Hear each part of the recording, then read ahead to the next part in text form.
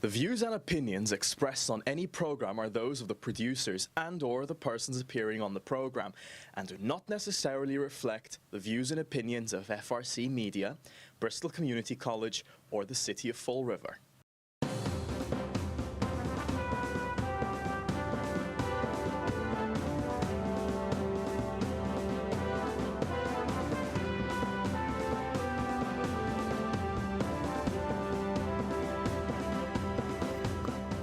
Well, hello. Welcome to Spindle City Straight Talk. I'm Chip. And I'm CJ. And it is Wednesday in the Riv. It's Ash Wednesday. Ash Wednesday, and the fish sandwiches begin at Wendy's.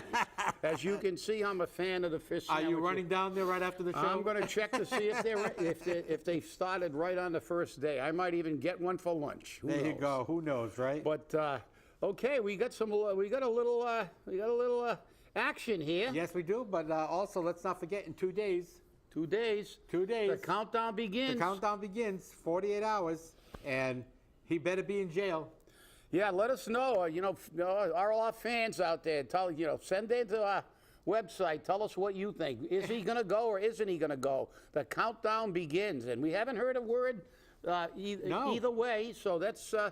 And I've been checking the pacer regularly, and I wonder if they're going to have a little background music if he does go. They're coming to take me away. Yeah, that's right, exactly. Well, it seems that the mayor decided to exercise his rights under the charter, and he grew a set. Yeah, well, I guess I read most of that. He's brought it in today from the council agenda. And I really like that part at the end where he said because I think on the show I kind of said that, I don't believe he should have taken a position to try to influence anything. Right. Because it's a personal opinion, and he actually articulated that in a letter. I don't know if he wrote the letter, but, he kind of said what really is, a fact, that it's, the will of the people. There is an ordinance. And as far as I'm concerned, we shouldn't even need an ordinance. It should be an obligation under the Constitution to be answerable to the people, as we said before. But it's, again, that's like 2 shows in a row. We're on the side. We agree. Yeah. And I believe he did it the right way. He didn't weigh in first. And then when they took a vote, which was obviously not in the best interest of allowing the people to speak, he said, okay. And a lot of those people who voted the wrong way, at least in my opinion, because they don't care obviously they don't care about how much we spend, and they disregard their own city ordinance, which isn't a new thing, are his supporters. Right. And so he stood up, and he said that people should speak. And when we were across from each other on the Durfee issue, we knew it went to the voters, and when the voters speak, whether you agree or disagree, at least, but kudos to the mayor for taking that position, and I hope there is a motion to reconsider, which has to be made by the prevailing side vote. Correct. A prevailing side vote. So one of the 6 people who don't care about the taxpayers is going to have to make a motion to reconsider. I'm glad you went off before I did. I'm shutting mine off, too. But, because I forgot to shut mine off. But, yeah, it's nice to see that the public will speak. And as he said, and I think he did not only the right thing for obvious reasons, that it's his job as a representative of the people, but secondly, he throws it back to the people to prove once again, if they're even interested until after the fact. Because when this goes to the ballot, whatever your position is, go and vote. It's going to be a sad commentary if this passes with a 12% turnout, and then the other 88% who didn't show up start complaining. Right. Because then, I'm going to say it right now, you don't have a complaint. Exactly. If you on this issue, we're talking big money, vote. You should vote all the time.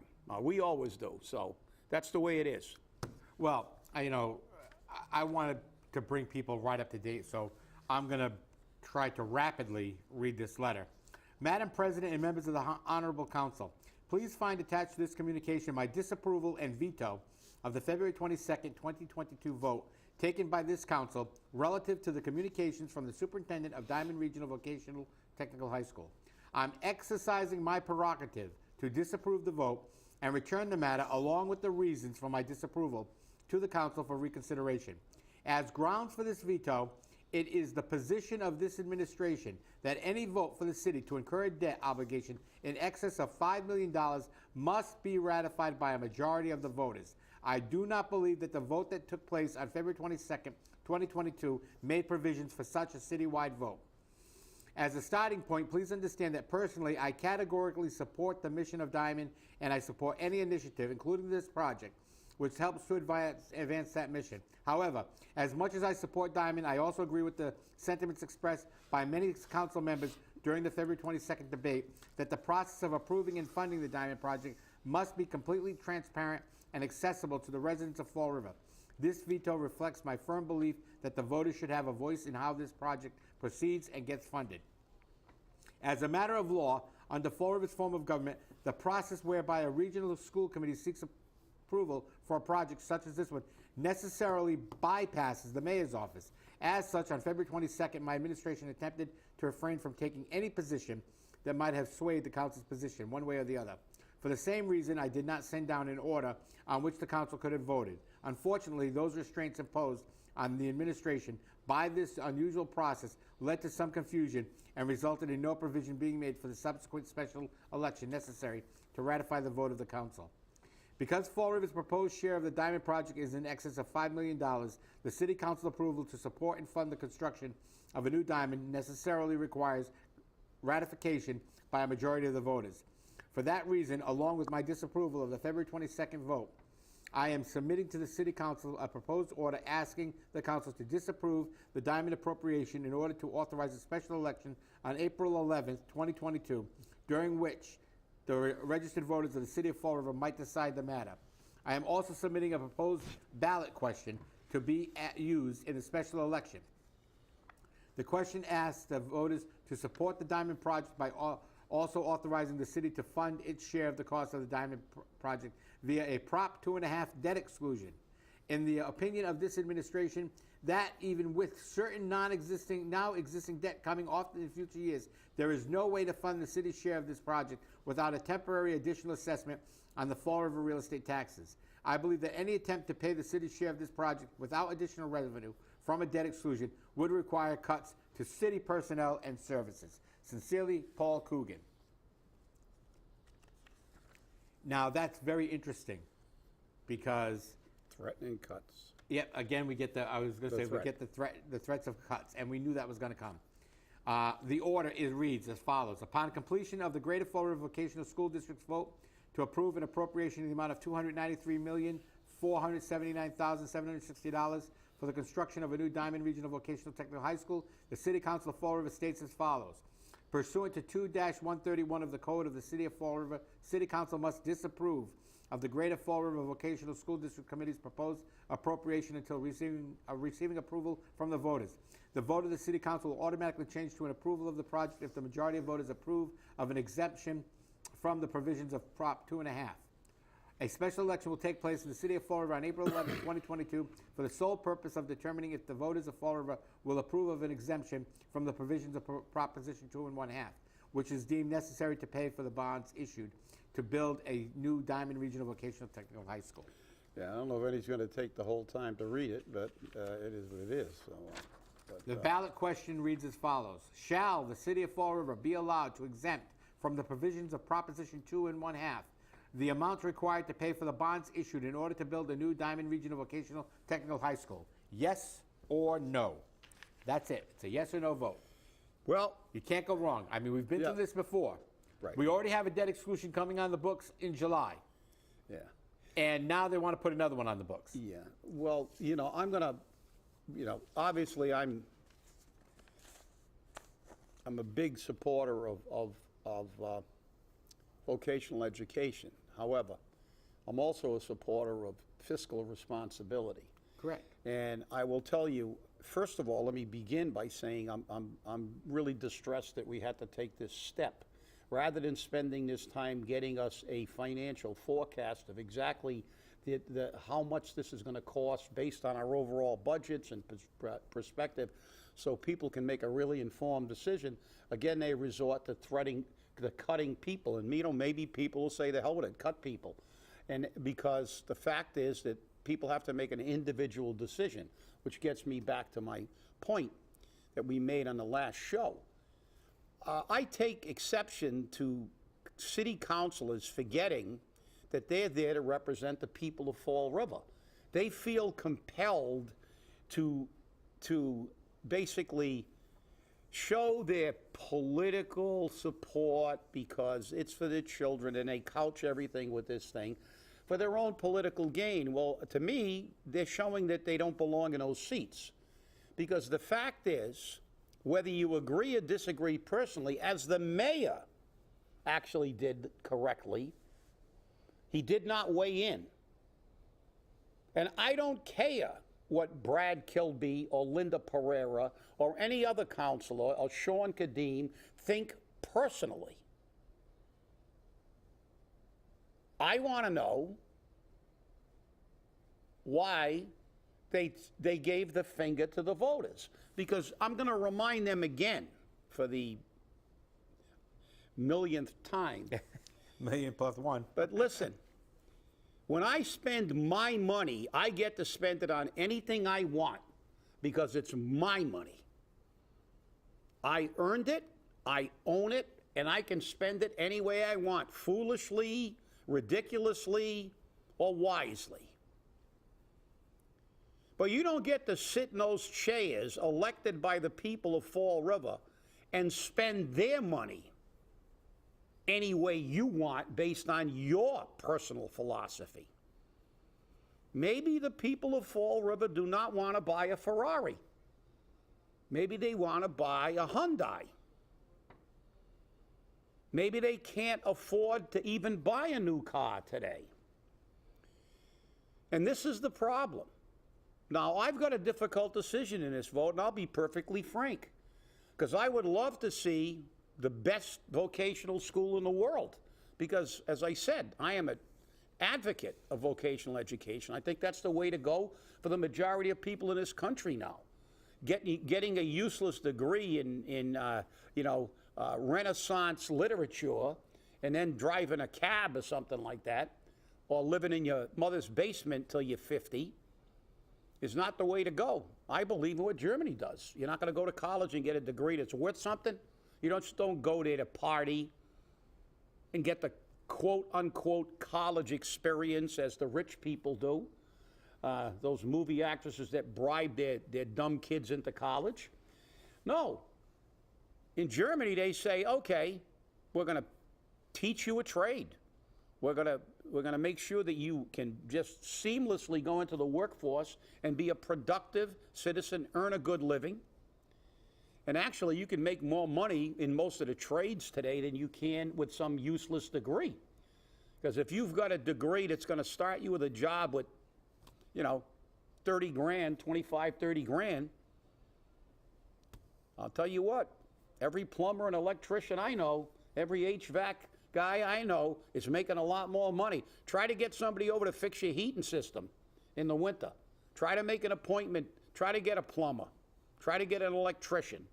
Hey, I'm a nurse, and I can tell you now, the trades are making more money than nurses. Yeah, I mean it's amazing. But the thing is, we get back to those 6 people who don't care. Now let's see what happens at the special meeting. Let's see if there is going to be a motion to reconsider by one of the 6 people who don't care about you. Maybe after this dialogue they've heard, they're going to have an epiphany and realize that the voters should speak. And the problem is, it doesn't undo what they did initially. And I hope that they learn something from this and they don't express their personal opinion. I'm in favor of Diman. Okay. I'm in favor of education, but I was opposed to a debt override at Durfee. It didn't mean I was opposed to education. You see, these politicians can't get out of their own way because they have to showcase themselves so they can get reelected. That's not what you're there for. Every person in Fall River, be they a renter or a property owner, is going to suffer from this. And I'm really upset because I'm never going to get a definitive answer. All I'm going to do is get the bills when they come in. And if we can't afford them and people lose their houses, it's going to be on them and the way they do things at the 11th hour. Well, I'll tell you, I heard a comment made on the radio by an engineer, and he said that if this comes to a vote with the Fall River voters, they will vote with their emotion, not with knowledge. And he's right. And I believe the city council did the same thing. They voted with emotion and not with knowledge. Mm-hmm. They voted to approve a diamond for $293 million and had no idea how they were going to pay for it. And they all acknowledged that they had no idea how they were going to pay for it. So they initially and deliberately made a stupid decision. And they knew it because it was emotional. You can't say no to a school because it's for the kids. You won't get reelected for saying no to the school. Guess what? That's not true. I think it's more self-serving than emotional. It is. More self-serving because I believe that, let's be realistic. In this city, because they seem to be totally out of touch with the fact that the average per capita income is $25,000, which means it's even lower based on the high income versus the ratio. I guess it's for the kids, it's for the kids, it's for the kids. But what happens if those kids' parents are now living in their car with the kids, lose their apartment, lose their house because of your unfettered spending?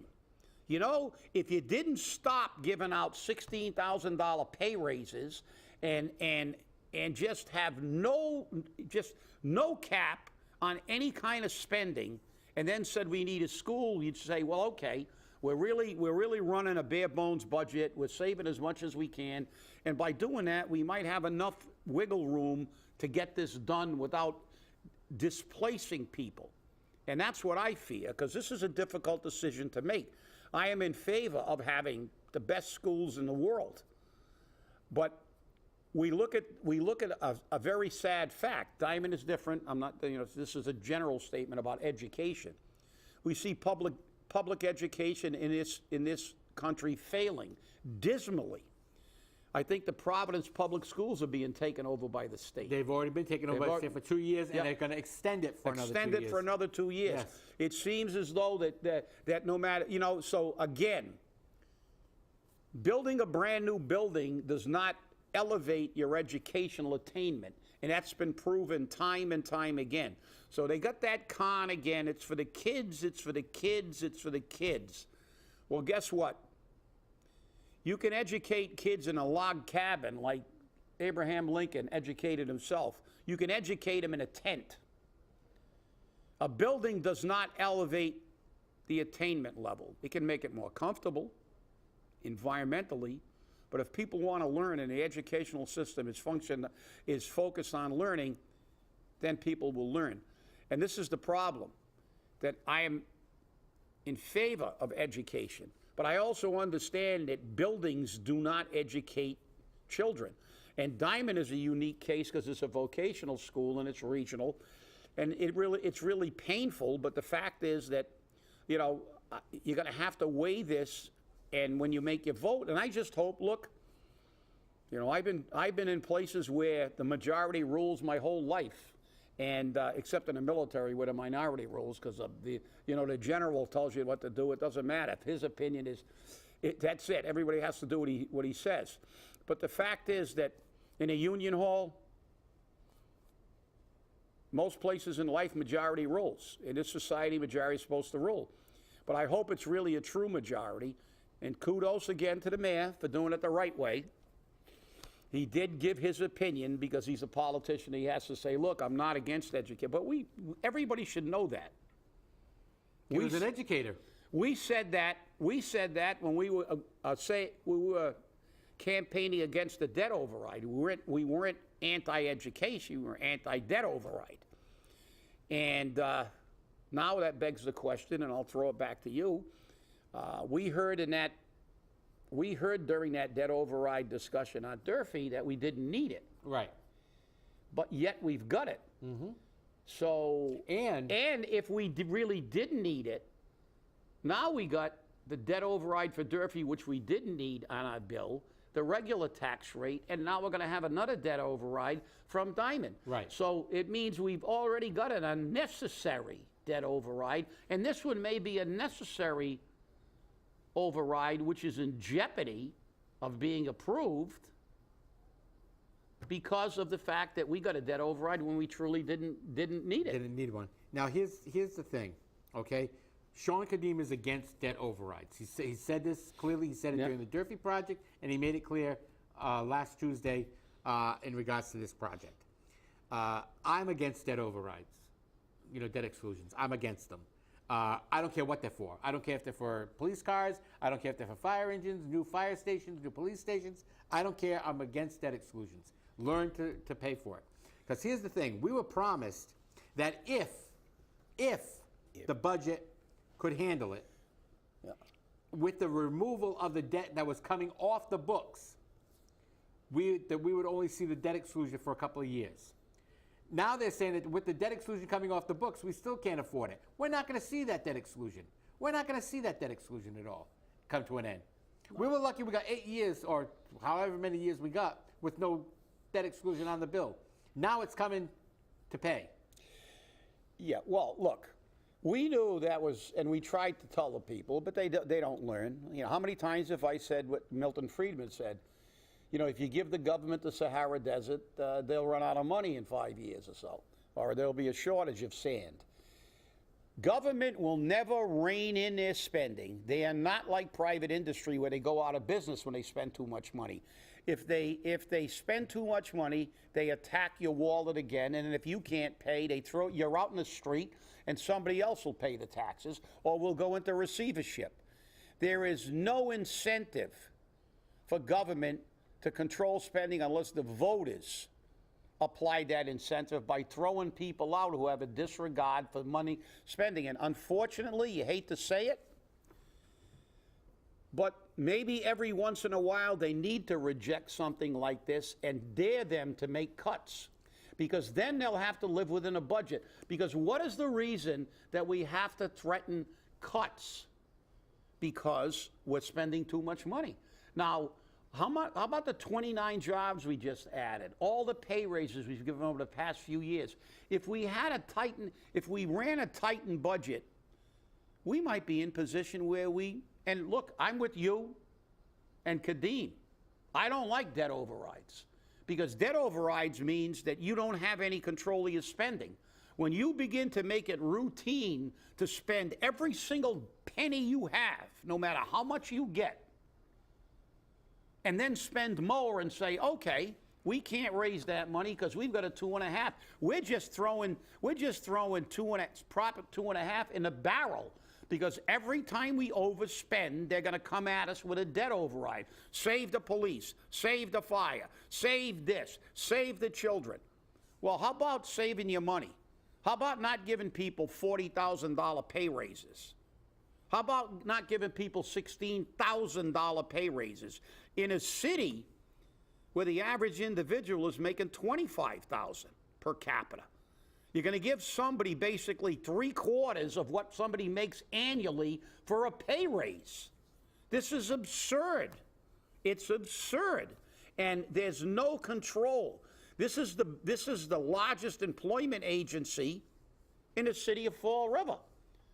Because if you take all the city employees and all the people in City Hall, we're probably the largest employer in the city. Look at the school department, all the teachers. Yeah. They're all, so our budget, you think we try to control it? No. Yeah, dean of students, give that one a $16,000 pay rate. I just hired her, but I know her, 16 grand. Let's create an assistant to the assistant to the assistant. Well, you know something, people? I don't blame the politicians. This is what they do. They give their friends and their relatives jobs. Just look at the MBTA. Look at the Lottery Commission. And look at the school department, City Hall. People come in because somebody walked in and said, hey, hire this person. Then we have a couple people wander over from Seekonk because somebody that's from Fall River but works in Seekonk had a couple friends they needed to get a job for. There's supposed to be a residency requirement. I bet you those two people haven't moved to Fall River. No. I bet you they still live in Seekonk. But you allow it to happen because these people still got both cheeks on a seat in the city council chamber. You know, something I've got to say very clearly. We experienced this during the Durfee project, okay? They bring out every one of the people that they know are their friends to say, we want this project. On February 22nd, nobody that was against this project showed up. They had people there that were for the project and speaking about it, but not one person who was against it. I sent in citizens input and I said I was against it. But I'm one voice. I'm one voice, and it always seems that my voice gets ignored. You know, I'm a pain, that's what it is. And, you know, but every time I've done things like this, I've been right. You and I did this with the Durfee project. We were found right. We're now bringing this up with Diman.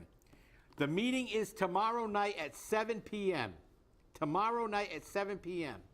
I implore you, please, either mail in some citizens' input or email it in, or get your butt down to the city council chamber and speak against this project, if you're truly against it. Because remember, you're going to pay the bill one way or the other. And here's the biggest problem with this, and the city council never took it into consideration. If they had just said no, it would have automatically gone to the voters for the district, the entire regional district. And then they would have said yes or no, majority rules.